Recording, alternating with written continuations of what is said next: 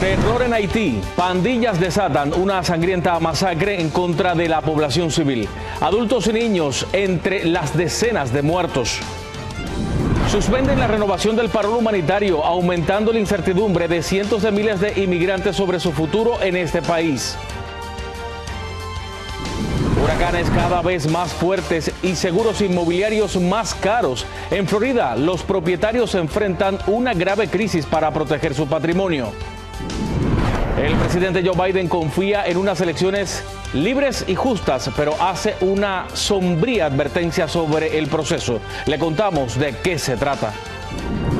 Sinaloa convertido en una zona de guerra. Impresionante operativo en una comunidad.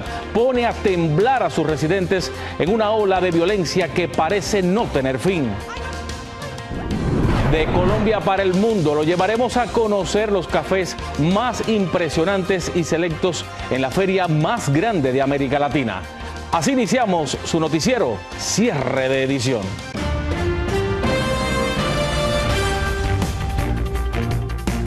Hola, ¿qué tal? Muy buenas noches, bienvenidos a Cierre de Edición. Les saluda Abel Álvarez, gracias por acompañarme. Y comenzamos con la crisis humanitaria provocada por la violencia en Haití. Decenas de civiles fueron asesinados por las pandillas que mantienen el control de la golpeada isla caribeña. Laura Ortega tiene el reporte completo, vamos a verlo.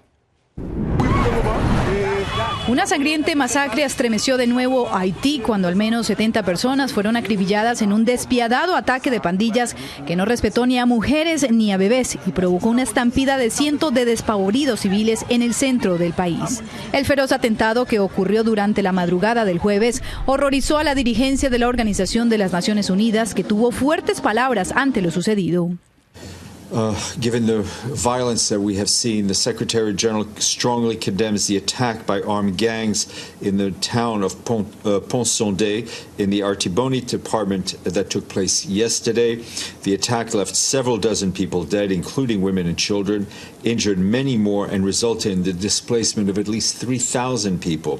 Los autores de la matanza fueron miembros de la pandilla Grand Grif, quienes con rifles automáticos abrieron fuego contra la multitud. Entre los fallecidos están 10 mujeres y 3 bebés. Al parecer, este atentado sin precedentes fue como venganza porque hace unos días la ONU y Estados Unidos impusieron sanciones contra el líder de la banda, Luxon Elan, aunque el enemigo número 1 de Haití es Jimmy Cheriser, alias Barbecue, que encabeza una organización de grupos criminales en Puerto Príncipe. El crimen organizado tiene años prácticamente en control de esta nación ante la impotencia de las autoridades y la fragilidad de las instituciones del Estado que se derrumbaron desde el magnicidio del presidente Jovenel Moïse en julio del 2021. Desde abril pasado, el llamado Consejo Presidencial de Transición ha sido el órgano encargado de dirigir el país hacia unas elecciones. Sin embargo, frenar la violencia y el caos es la condición primordial antes de poder impulsar cualquier proceso democrático. Para Noticias Estrella TV, Laura Ortega.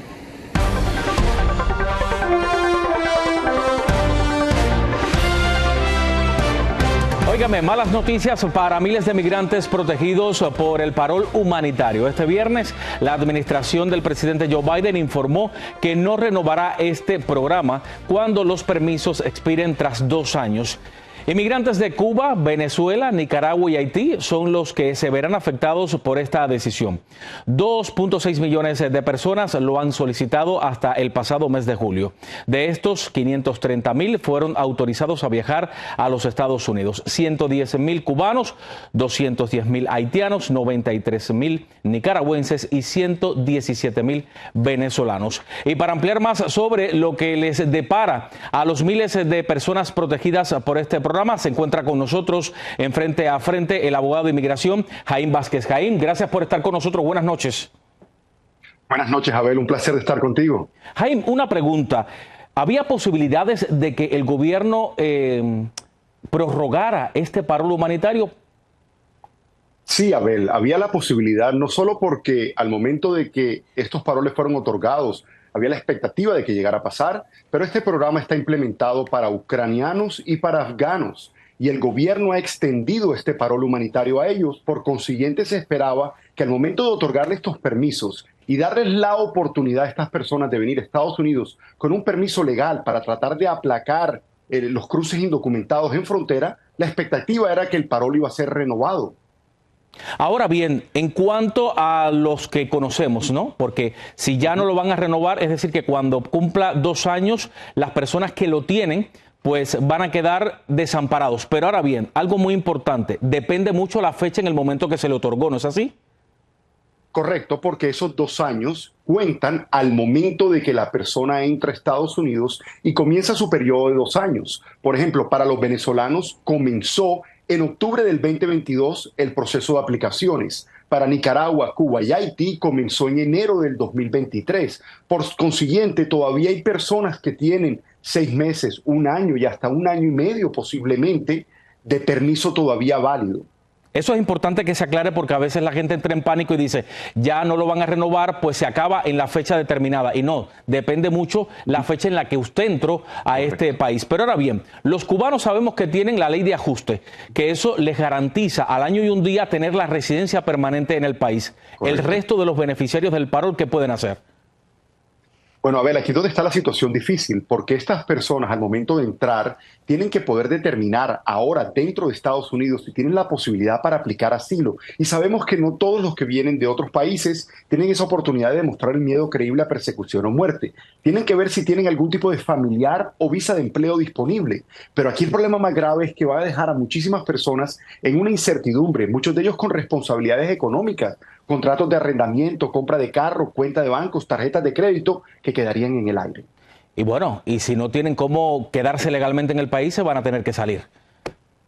Correcto, pero eso es lo que anuncia el gobierno. De verdad, si ya le han dado la oportunidad de venir, hay que ver también cuántas de estas personas voluntariamente fueran a tomar la decisión de regresar, lo cual este programa, para tratar de arreglar un problema, hubiera creado algo más. Claro. Porque creó indocumentados dentro del país que los trajeron legalmente. Ojalá que se busque una solución para ellos. Jaime, muchísimas gracias por estar con nosotros. Abel, un placer. Igualmente. Bueno, superando los pronósticos de los expertos, Estados Unidos dio a conocer la cifra de empleos generados durante el mes de septiembre. La economía del país creó 254,000 empleos, superando las expectativas de 150,000. La tasa de desempleo, fíjese, bajó 4.1%. Aunque el ritmo de contratación ha disminuido, la economía sigue siendo resistente y aleja el temor de una posible recesión. El regreso al trabajo de unos 45,000 empleados en puertos del este y la costa del Golfo fue otra de las buenas noticias de este viernes. Si el paro se hubiera alargado, habría causado escasez y precios más altos en ciertos productos. Las partes alcanzaron un acuerdo tentativo sobre sueldos, pero hay un plazo para concretar el nuevo contrato laboral, 15 de enero, y ahí estaremos al pendiente. El plan de perdón de deuda estudiantil del presidente Joe Biden sufrió un nuevo revés luego de ser reanudado en menos de un día. Ayer, un juez de Georgia desbloqueó el alivio que busca beneficiar a unos 25 millones de personas, pero un nuevo magistrado federal en Missouri concedió una nueva restricción a favor de los 7 estados republicanos que demandaron para frenar el plan.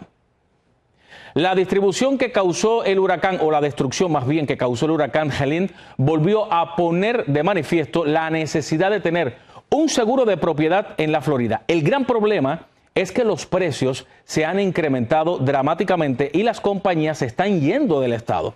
Vamos a Miami, Anthony Belchi tiene reacciones.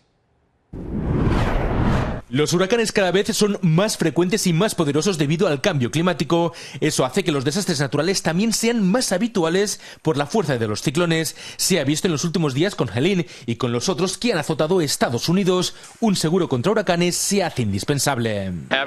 Ten seguro, prepárate y toma decisiones inteligentes.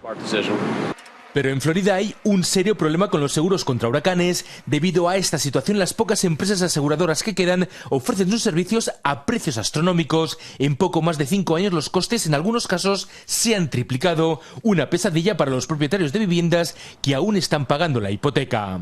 Para agarrar un presupuesto de propiedad, ¿no? una hipoteca, un mortgage, uno tiene que conseguir un seguro de propiedad, ¿no? Porque el banco no te va a dar ese mortgage si esa propiedad no está asegurada. En otros casos, las compañías se han dado por vencidas y han abandonado el Estado al no poder asumir los costes ante desastres naturales provocados por tormentas, dejando a su suerte a sus asegurados.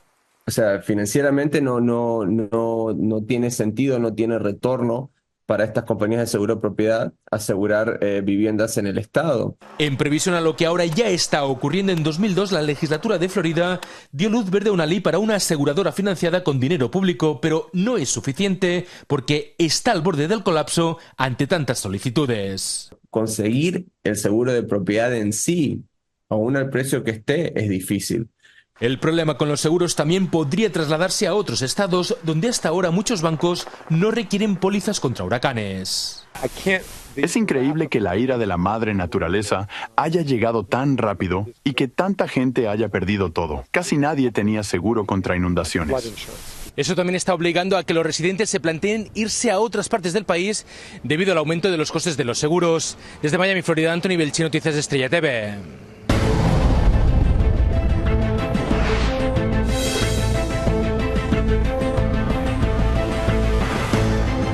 La vicepresidenta Kamala Harris estuvo acompañada por la estrella del baloncesto Magic Johnson en un meeting en Flint, Michigan. Harris no dejó pasar la oportunidad para criticar a su rival Donald Trump por la pérdida de empleos en Michigan durante su mandato. And then there's Donald Trump.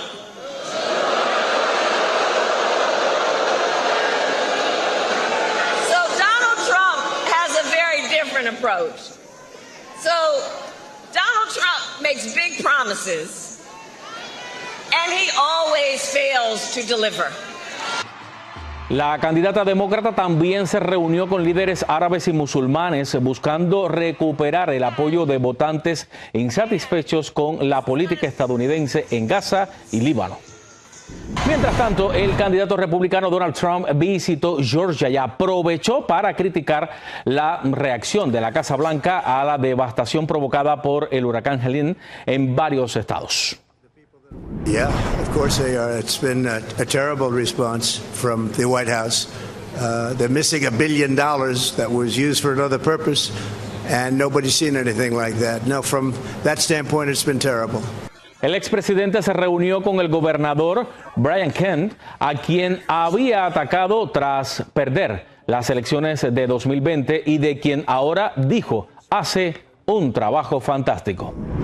Y en una inusual participación en la sala de prensa de la Casa Blanca, el presidente Joe Biden habló con los reporteros sobre cómo vislumbra los comicios electorales del 5 de noviembre. I'm confident it'll be free and fair. I don't know whether it will be peaceful. The things that Trump has said and the things that he said last time out when he didn't like the outcome of the election were very dangerous. También advirtió que el candidato republicano Donald Trump y su compañero de fórmula, J.D. Vance, podrían negarse a aceptar el resultado. Y no se vayan, aún tenemos mucho más aquí en Cierre de Edición. Al regresar, impresionante operativo en Sinaloa. Le decimos a quién buscaban capturar las autoridades. Crisis de salud en México. Cientos de trabajadores salen a protestar por el desabastecimiento de los recursos más básicos. Gracias por seguir con nosotros aquí en Cierre de Edición. Y este viernes las Fuerzas Armadas de México realizaron un impresionante operativo por aire y tierra en una comunidad de Sinaloa. Versiones indican que iban tras un peligroso sicario a las órdenes de los Chapitos. María Teresa Sarabia tiene el reporte completo. Continúa el terror y la incertidumbre para los habitantes de Sinaloa, México. Este viernes, en el municipio de Angostura, elementos de la Marina desplegaron un fuerte operativo aéreo y terrestre, extendiéndose a zonas colindantes y que desató una persecución en contra de civiles armados. Durante el operativo se realizaron disparos desde un helicóptero. Según videos divulgados en redes sociales, se observa a una camioneta siendo perseguida por aire, recibiendo varios disparos. La unidad terminó impactándose contra un poste. En el lugar, presuntamente elementos de la Marina descendieron y se produjo un enfrentamiento. Versiones no confirmadas señalan que durante este operativo habría sido abatido Jorge Humberto Figueroa Benítez, alias El Perris o El 27, presunto líder de un grupo de sicarios de Los Chapitos y del que se dice fue el que amarró a Ismael Mayo Zambada el día que fue secuestrado para ser entregado a las autoridades estadounidenses. Además, la Secretaría de Seguridad Pública sinaloense informó sobre la colocación de púas de acero en la carretera costera, afectando a varios vehículos, pero no se brindaron más detalles sobre los objetivos o resultados del operativo. Hace menos de 2 semanas, las Fuerzas Armadas ya habían desplegado un operativo para intentar capturar a El Perris en un centro comercial, incidente que provocó el pánico de los cientos de personas que se encontraban en el lugar. María Teresa Sarabia, Noticias Estrella TV. Y el sistema de salud pública en México se encuentra en una situación preocupante y en Tijuana la situación parece que ya es insostenible. Trabajadores del Seguro Social se manifestaron para exigir ayuda porque no cuentan con prácticamente nada para atender a los pacientes. Vicente Calderón tiene el reporte. Ex trabajadores del Instituto Mexicano del Seguro Social, el IMSS, protestaron a las afueras de la Clínica 20 en Tijuana, denunciando que se agravaron sus carencias. La falta de medicamentos, la falta de abastecimientos de material, como gasas, ni tela adhesiva, ni alcohol, que son tan indispensables. Odelia Manjarres está orgullosa de haber trabajado aquí como enfermera. Lo que vino a detonar todo esto fue de los 3 elevadores, que no funciona ninguno. Imagínese para subir al 5º piso, las charolas de comida, la ropa de comida, subir a los pacientes que se acaban de operar. Estas quejas se repiten en varias ciudades del país a pesar de las declaraciones del expresidente sobre el Sistema Nacional de Salud. Dije que iba a ser el mejor, que iba a ser como en Dinamarca. No es como en Dinamarca, es mejor que en Dinamarca. En redes sociales abundan los reclamos. En Durango o en León también se han descompuesto los elevadores. En Quintana Roo el año pasado una niña murió prensada por el ascensor y el camillero que la trasladaba resultó lesionado. Y todavía yo intenté rescatar a la bebé.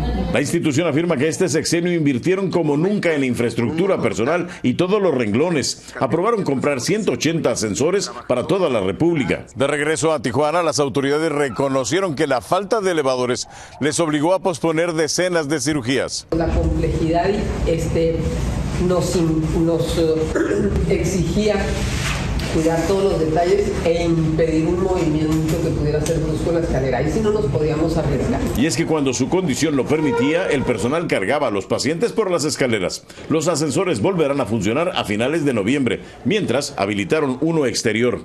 Rechazan que haya desabasto de medicamentos o insumos y programan las cirugías en este y otro hospital.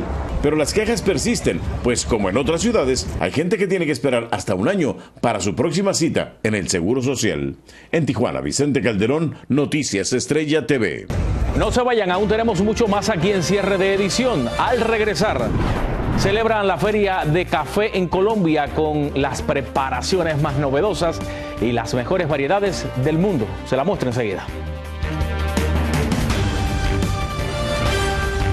Este viernes se sigue celebrando la prestigiosa Feria del Café de Colombia 2024, donde, entre otras experiencias, los visitantes aprenden sobre las múltiples variedades de café que ha hecho famoso a este país a nivel mundial. Carolina Gómez está en Bogotá y nos amplía un poco más. Café y más café, pero de las mejores variedades del mundo. Así es lo que llegó a la feria más importante de Latinoamérica que se desarrolla en Bogotá. Un producto que se lleva en la sangre, sino que lo diga Alma, la caficultora más joven de Colombia. Cojo café desde los 8 añitos, a pesar de que no me gustaba, pero mi papá estaba ahí, mija, hágale con el corazón. Alma empezó con 500 árboles para un trabajo del colegio y hoy tiene más de 50,000 de su propia marca. Para mí el café es mi proyecto de vida, es el proyecto de vida mío, es el proyecto de vida de mi familia. La feria no solo trae una muestra de todas las variedades de los 23 departamentos de Colombia que cosechan café, sino formas de preparación para sacar lo mejor de su aroma y sabor. Pues acá estamos preparando bajo unos métodos estos cafés especiales que producen precisamente los productores de nuestro departamento de Tolima. Pero no solo los adultos saben de esta deliciosa bebida, encontramos a los baristas y catadores más pequeños del mundo. El barismo es la preparación preparación de bebidas a base de café. En cambio, la catación se centra más en probar café. Y hablando de pasión, Colombia tiene también al campeón mundial de barismo. Es una profesión. Hacer café es de dedicación, de disciplina, de esfuerzo y de mucha pasión. Una taza de café es algo que le puede cambiar el día a una persona. Colombia es el tercer país más exportador de café en el mundo después de Brasil y Vietnam, con 13 millones de sacos, pero el número 1 en cuanto a variedad y calidad. Y ustedes no se imaginan lo rico que huele en este lugar. En Bogotá, Colombia, Carolina Gómez para Noticias Estrella TV. Y en el final vamos al noreste de Perú, donde arqueólogos descubrieron los restos óseos de 45 personas, en su mayoría, escuche, niños. Se cree que los restos descubiertos son de la cultura chimú y datan de entre los años 1200 y 1450. Muchos presentaban cortadas en el esternón y las costillas que se cree fueron causadas con un objeto filoso. ¡Qué descubrimiento! Con esto vamos llegando al final. Soy Abel Álvarez. Gracias por informarse con nosotros. Que tenga un buen fin de semana y el domingo nos vemos en Buenas Noticias.